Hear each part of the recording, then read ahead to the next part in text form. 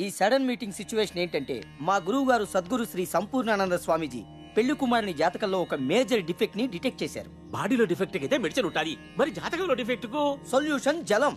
General వాటరా mineral వాటరా? మూర్ఖుడా, ఇది జనరల్ మినరల్ కాదు, ఎటర్నల్. పవిత్ర నదుల నుంచి సేకరించిన పుణ్య జలంతో నిండిన ఈ పూర్ణ కలశాన్ని అమ్మాయి ఉత్తర దిశగా నిలబడి అబ్బాయి దక్షిణ హస్తంలో పెట్టాలి. అనేక మేము తూర్పుకు తిరిగి తోవంతా సలుగుడు పోవాలనా? కాదు, మీ ఇంట్లో ఉన్నటువంటి తులసి చెట్టుకి ఈ పవిత్ర జలంతో అభిషేకం చెయ్యాలి. మా ఇంట్లో తులసి చెట్టు సిరిబల చెట్టు యారున్నాయబ్బా? అరే ఇంట్లో లేకపోతే ఏముంది కాక, మార్కెట్ లో మస్తు దొరుకుతాయి. రాస్తాలో కొంటాం, ఇంట్లో పోస్తాం. మేం సమీ. ఎగ్జాక్ట్లీ. ఆలస్యం అవుతోంది, అమ్మాయిని పిలిపించండి. అమ్మ జానకి, తీసుకో అమ్మా, ఈ కలశాన్ని అబ్బాయి చేతిలో పెట్టు. చూడు నాయనా, నువ్వు ఇంటికి వెళ్ళేంత వరకు ఈ కలశం చెయ్యి మారకూడదు, చెయ్యి జారకూడదు. జారితే మీ అబ్బాయి జీతం అడ్రస్ లేకుండా పోతుంది. ఊరుకోవా చిన్న శాస్త్రి, ఏదో చేదస్తావు నువ్వు చేయి చేర్చుకోవడానికి. ఆయన ఉన్న చిన్నపిల్లడా? అయినా పెద్ద శాస్త్రి గారు ముహూర్తం పెట్టిన తర్వాత అన్ని సభ్యంగా.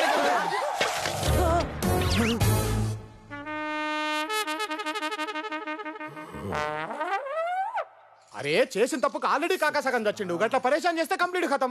అయినా కాకా ఏమైనా కావాలని చేసిండా ఏంది? కరెక్ట్ గా చెప్పావయ్యా. నేనేదో ఆత్రంలో ఇలా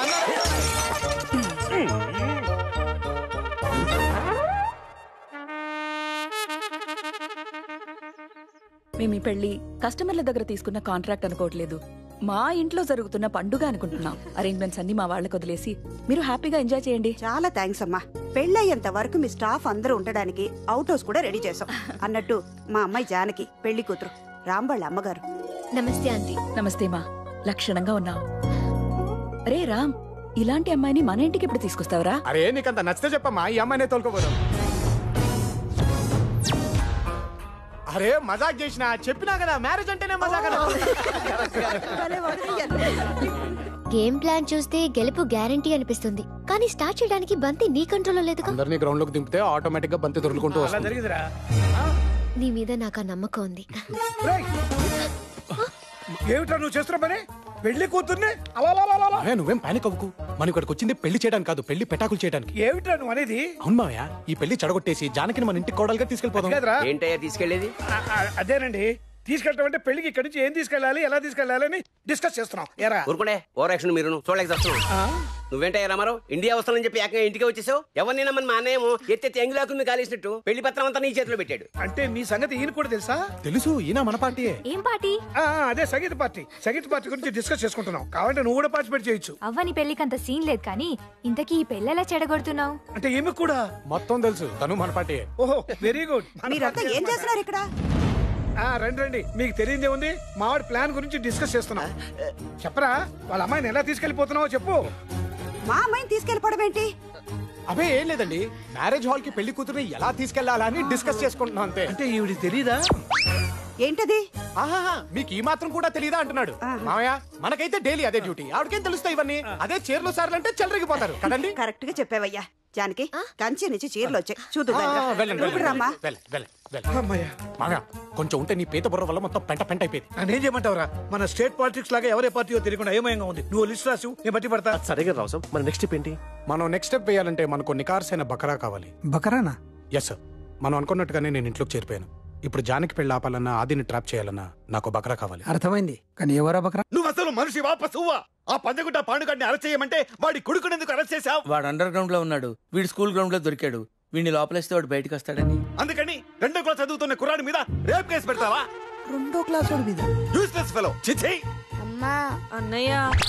ఏంటమ్మా అన్నయ్య, అడవి పదిలా రోజుకి 6 సార్లు తింటాడు, ఆ మాత్రం బుర్రుండకర్లేదు. ఇలాంటి బతుకు బతికే కంటే చావడం బెటర్. చిచి, నీది ఒక బతికేనా? అసలు ఇలాంటి వాటిని ఎలాగమ్మా ప్రేమించావు? దరిద్రుడు, నీచుడు, నికృష్టుడు, పడికి బాలుడు, పొరపోకు. అల్లుడు నిజంగానే చచ్చిపోయేలా ఉన్నాడు.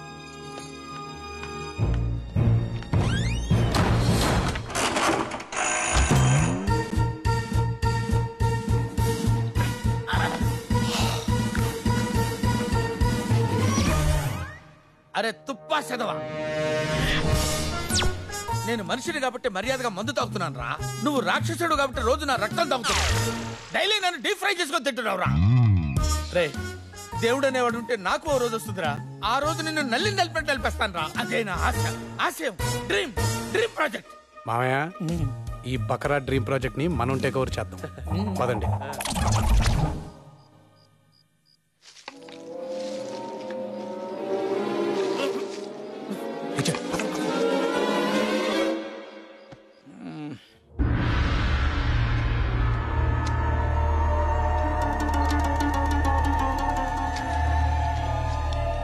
ఏంది మావా ఇది? పెళ్ళేంత వరకు దీన్ని ఇక్కడికి తీసుకురావద్దని చెప్పినా కదా, ఎందుకు తెచ్చిండ్రు? అది కాదురా. అరే ఏంది అది కాదు? ఎవరైనా చూస్తే అంత ప్రమాదం తెలుసా? ఏయ్! ఏం చేస్తున్నారు ఇక్కడ? చేతబడి చేస్తున్నారా? ఈ లైటింగ్ ఏంటి? ఈ కుర్చీ ఏంటి? ఏ అరవక్క కానీ దండం పెడతాను. ఇది కుర్చీ కాదు కాక, డ్రీమ్ మిషన్. వాషింగ్ మిషన్ తెలుసు, టైం మిషన్ తెలుసు. ఈ డ్రీమ్ మిషన్ ఏంటి? అరే మన కలల్ని సాకారం చేస్తూ మనం కోరుకున్న ప్రపంచంలోకి తీసుకుపోయే యంత్రమే ఈ డ్రీమ్ మిషన్. ఏం లేదు కాక, ప్రతి ఒక్కరికి జీవితంలో ఒక విలన్ గాడు ఉంటాడు. ఆడు మనల్ని తంగ్ తంగ్ చేస్తూ ఉంటాడు. ఆడినా మనం ఏమీ చేయలేం. అప్పుడు మనం సప్రెషన్ గురై డిప్రెషన్ లోకి పోతాం. దాంతో మనకి టెన్షన్ ఎక్కువై, థాట్స్ లో ఇరిటేషన్ క్రియేట్ అయ్యి, బాడీలో వైబ్రేషన్ జనరేట్ అయ్యి, హార్ట్ బ్లాక్ అయ్యి, మైండ్ స్టక్ అయ్యి, బ్రెయిన్ స్ట్రోక్ వస్తుంది. దాని తర్వాత ఏముంది, బాడీ తీసి బొందాలు గట్టాలు పెట్టుడు. ఏమరా ఇట్లా చాలా మంది చచ్చిపోతున్నారని అమెరికా వాడు అడ్వాన్స్ గా ఆలోచించి ఈ మిషన్ ని కనిపెట్టింది. ఇంటర్నేషనల్ గా ప్రమోట్ చేయడానికి ఇంగ్లీష్ లో ఇన్సెప్షన్ అని సినిమా కూడా తీసిండు కాక, తెలుగులో డబ్ చేసిండు. రేపు ఆరంభం గదే. వాన్ ఐడియాని చైనా వాడు కాపీ కొట్టి ఈ డూప్లికేట్ ని తయారు చేసిండు. వాన్ ఇంట్లో పెళ్లి చేస్తే మస్తు ఖుషి అయ్యి దీన్ని బహుమతిగా మాకు ఇచ్చింది. దీని వల్ల రియల్ లైఫ్ లో మనల్ని డామినేట్ చేసే బట్టే బాస్గాళ్ళని కలలో మనం డామినేట్ చేసి మానసిక ఆనందం పొందుతాం. దాంతో బాడీ ఫిట్ అవుతుంది, లైఫ్ సేవ్ అవుతుంది. అర్థమైందా కాక? బాగా అర్థమైంది Rama. If you don't mind, నేను కూడా ఈ మిస్టేక్ కి కల్లోకి వెళ్ళిపోతానయ్యా. అరే నీకేం కర్మ కాక? కడుపు చుంచుకుంటే కాళ్ళ మీద పడుద్దయ్యా. మా బావగాడు పెట్టే టార్చర్ కి బెయిన్ స్ట్రోక్ నాకు వచ్చేటట్టుంది. అరే ఏం కష్టం వచ్చింది కాక నీకు? అందుకే నన్ను కూడా మీ క్లబ్ లో జాయిన్ చేసుకుంటాయా ప్లీజ్. సరే, కాకపోతే కొన్ని కండిషన్లు ఉన్నాయి. ఏంటవి? నువ్వు కల్లోకి పోయినాక రియల్ లైఫ్ క్యారెక్టర్స్ కూడా వస్తాయి. నువ్వు కల్లో ఉన్నట్టు అలాగే చెప్పకూడదు. చెప్తే కల్లోనే కన్ను మూస్తావు. అందుకే నువ్వు నీ డ్రీమ్ గురించి ఏం షేర్ చేసుకోవాలన్నా మన క్లబ్ మెంబర్స్ తోనే చేసుకోవాలి. ఇంకో ముఖ్యమైన విషయం కాక, నువ్వు కల్లో 10 నిమిషాలు గడిపితే రియల్ లైఫ్ లో 10 రోజులు గడిచిపోతాయి. మరి కల్లోంచి బయటికి రావాలంటే ఏముంది, సింపుల్ గా కళ్ళు మూసుకుని లే లే లే లే లే లే నా రాజా అని పాట పాడాలి. నాకు ఇప్పుడు పూర్తిగా అర్థమైందయ్యా. త్వరగా నన్ను కల్లోకి తీసుకెళ్ళరా ప్లీజ్. ఓకే కాక, నీ కళకి నువ్వే హీరో కావాలి. All the best, safe journey. Close your eyes, concentrate, concentrate, relax, relax.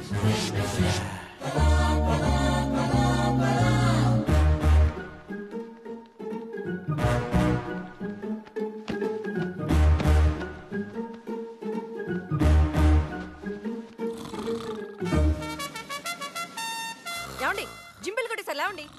చిచి, తెల్లవాళ్ళు తాగటం, పొద్దున్నే మనైతే చివాట్లు తింటాం. గుర్తులేదు ఎప్పుడు సిగ్గొస్తుందో ఏంటో. ఇది జిమ్కి వెళ్తుంది, అక్కడ బెల్ మోగుతుంది, అన్నీ కామన్ గా ఉన్నాయేంటి? మరి రామారావు కల అన్నాడు.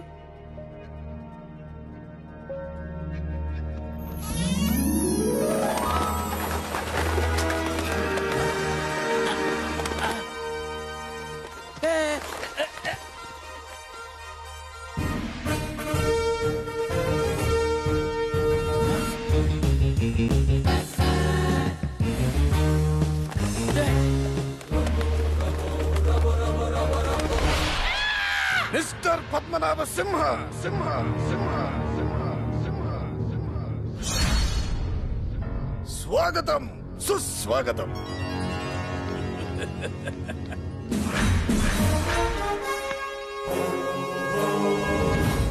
మీరు చౌదరి, జస్టిస్ చౌదరి. ఏ రామా, నువ్వా? అచ్చు ఎన్టీఆర్ లా యాక్ట్ చేస్తున్నావయ్యా.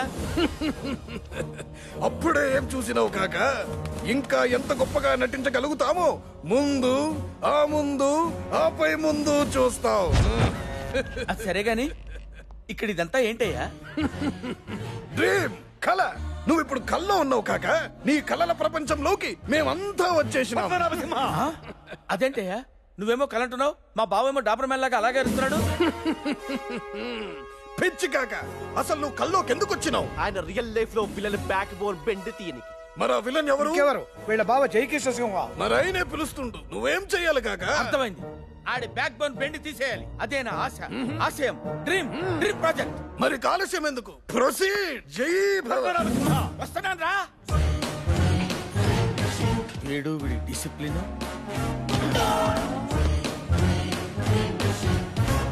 పద్మనాభ సింహ, పర్యటకు రావాల్సిన వాడివి ఇలా బిడ్డ పక్కల వస్తావేంటి? టైం ఏంటి? ఎవడైనా సరే నీకు కావాలంటే వాచ్ చూసుకో, నన్ను అడుగుతావేంటి? పద్మనాభ సింహ, జై సింహ. ఏయ్! ఏయ్! ఏయ్! ఈ లాంగ్వేజ్ ఏంటి? బాడీ లాంగ్వేజ్ ఏంటి? మారాయి, అన్ని మారాయి. ఆకలిస్తే కిచెన్ వైపు, దాహం వేస్తే బార్ల వైపు చూసే రోజులు పోయాయి. ఇదే ఇంట్లో ఏళ్ల తరబడి ఫుడ్ గెచ్చా, మందు గెచ్చా, కత్తి నిండా కుడుకు లేక నిద్ర గెచ్చా. ఇప్పుడు కళ్ళు మండే. ఎవడైనా అడ్డొస్తే మాడి మసి అయిపోతారు. జై సింహ, నువ్వు దాదాగిరికి వచ్చినా, దౌర్జన్యానికి వచ్చినా, గూండాయిజానికి వచ్చినా, గ్రూపులుగా వచ్చినా, ఒక్కడివే వచ్చినా, ఫ్యామిలీ మొత్తాన్ని వేసుకొచ్చినా, ఈ పద్మనాభ సింహంతో పెట్టుకుంటే పచ్చడైపోతావు. ఏంటండి ఆ మాటలు? తను తిన్నా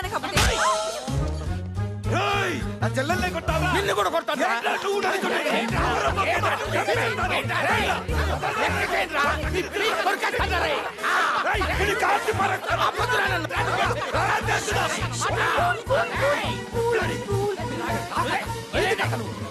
కళ్ళు కూడా ఈ గోలేంది కాక. అసలు కల్లోకి వచ్చింది వాడంతో చుట్టానికే కదా. గట్లని సీదా క్లైమాక్స్ పోతే కిక్కే ఉంటది. ఇప్పుడు స్ట్రోక్ ఇచ్చినావు కదా, నువ్వు వెళ్ళి మందేసే చెప్తా. పగలేస్తే ఏం బాగుంటది? అరే కళ్ళు పగలింది రాత్రి కాక. అంతేనా? రే జయ,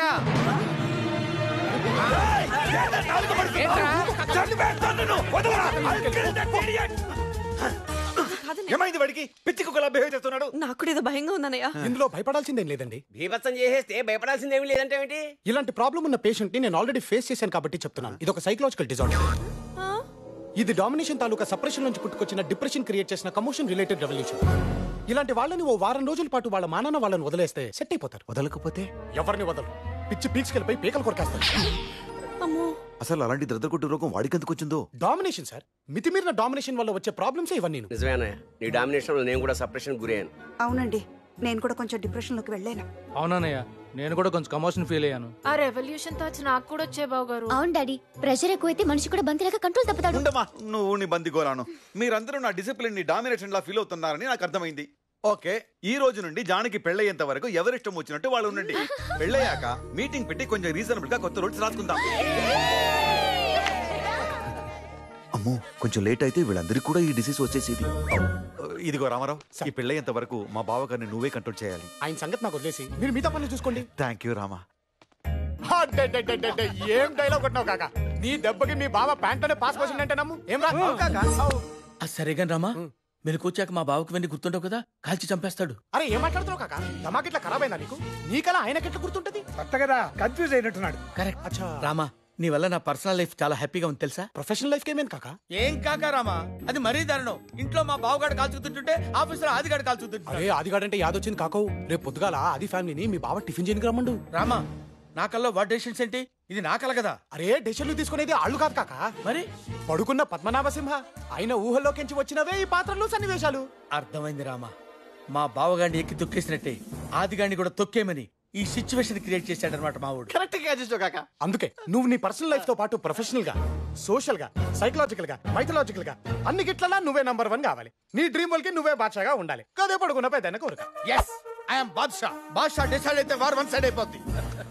బావగారు, ఇది ఇంట్లో బ్రేక్ఫాస్ట్ లెక్క లేదు, స్టార్ హోటల్లో బఫే లెక్క ఉండాలి. ఈ లెక్క తింటే మావాడు నా లెక్క అవుతాడు. అన్నాడే ఆటో అప్పారావు, అన్నాడే స్కూటర్ సుబ్బారావు.